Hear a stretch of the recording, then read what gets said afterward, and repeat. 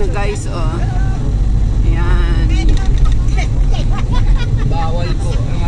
Okay lang kung mga single. Bawal.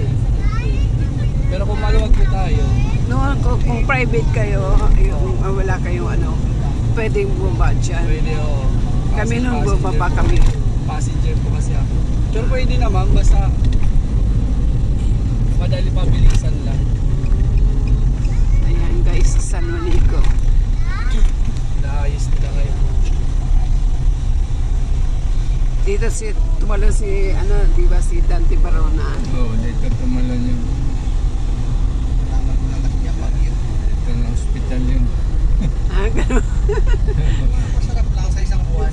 Gusto niya kasi si Lito Lapid na stuntman.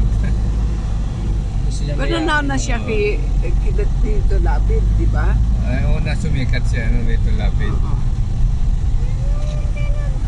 Mm. Pinaniningan tricycle dito pa sa San Juanico dumaan. Ayun guys, pwede dito magpa-picture para bababa kayo dyan. Pero pinagbabawal na ngayon kasi Yung mga bangka nagpakailaw. mm. Puro kalubian. Karugtong to ng summer, yan. Late summer.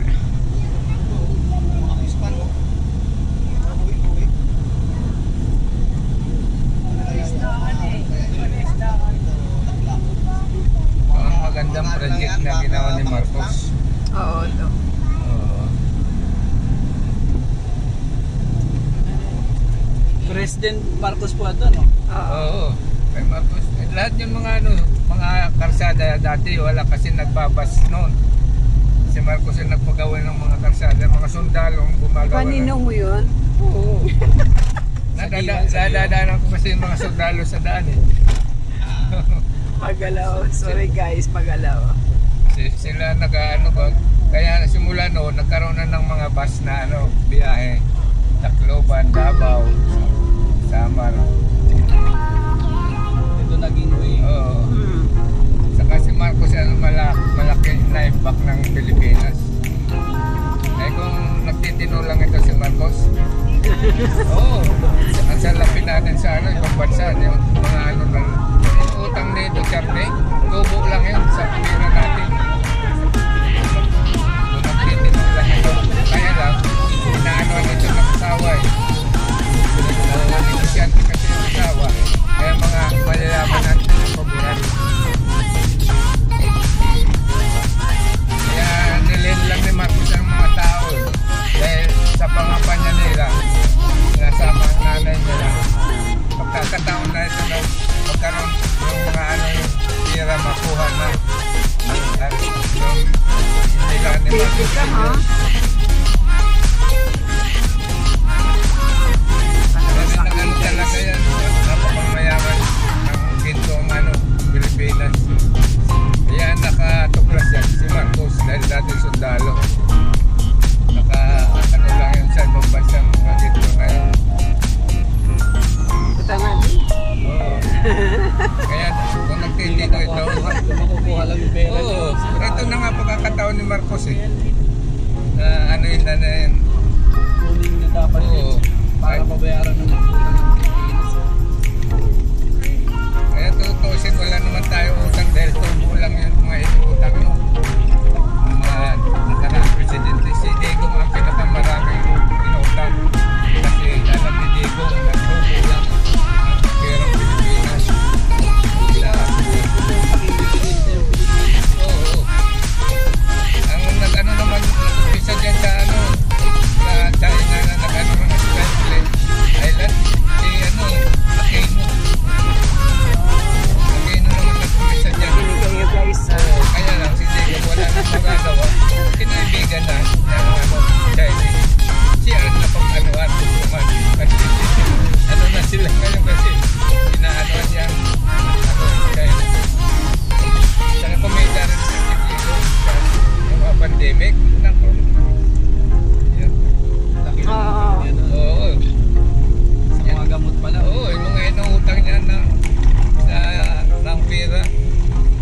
tubo lang yan eh. Ang pira natin nakaano sa ibang bansa eh.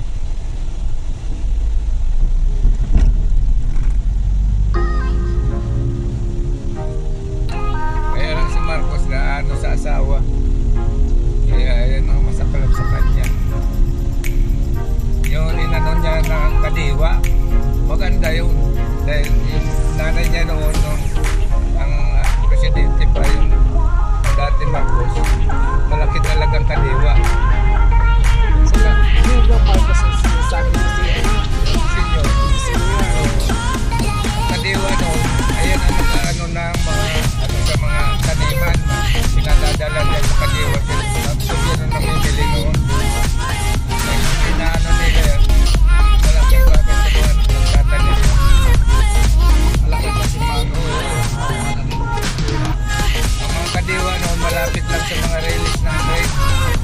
Tinatayaw na nila minsan noon.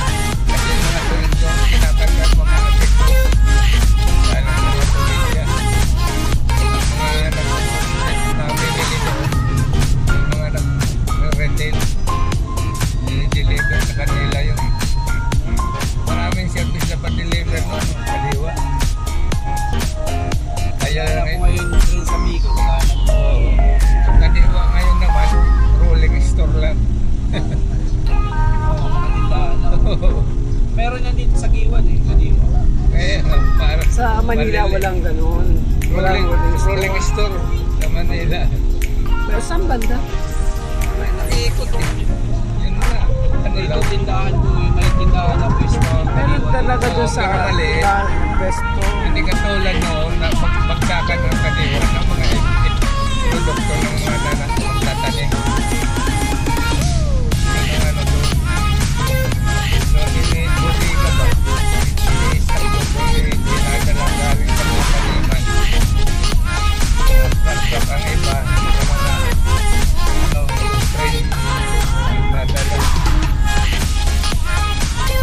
Edit lang nga nila kung pala nalalo sila ng mga pamilya. Sayang na daw yung 10 kilo sila. Sayang talaga. Dahil alam nila na may Ngayon lalong lumala eh. oo. Kasi nga yung asawa ang nag-ano, pinapaboran niya ang mga negosyante. Eh, mapapasama minsan ito si Marcos dahil sa asawa niya. Magandang layunin ni Marcos. Kaya lang ang asawa nag-ano, maniobra. Ano kay hiyap patalino siguro? Eh, siyempre, ano yayaman, negosyante. Aranita.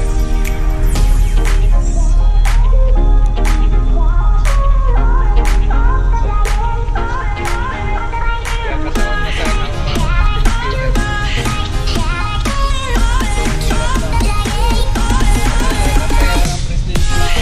Mahirap na mahirap dahil sa mga ano na magkamali. Manipula. Kaya mga pinag-ayos. Alam pa rin bang iba. Bumaba, no? Wala ko lang isang Pero isang kilo sa ano lang. Kaya marami kayo. Oo.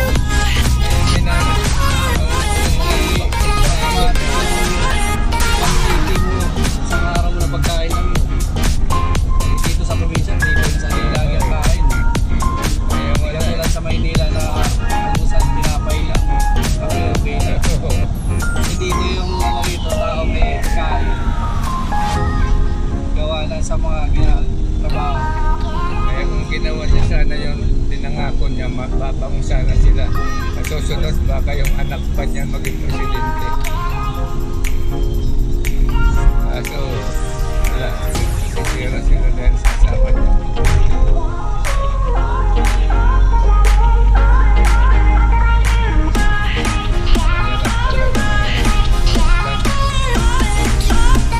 Kasi yung nabiloton mo.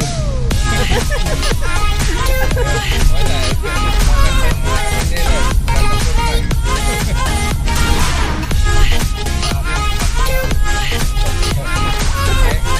naman.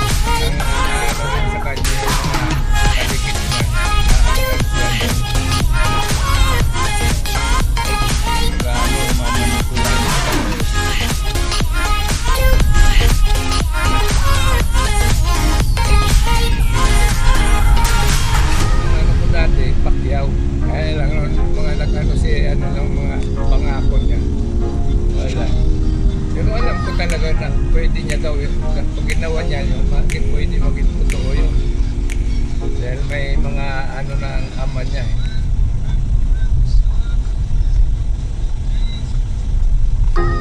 Dami kasing sul-sul eh. Oo.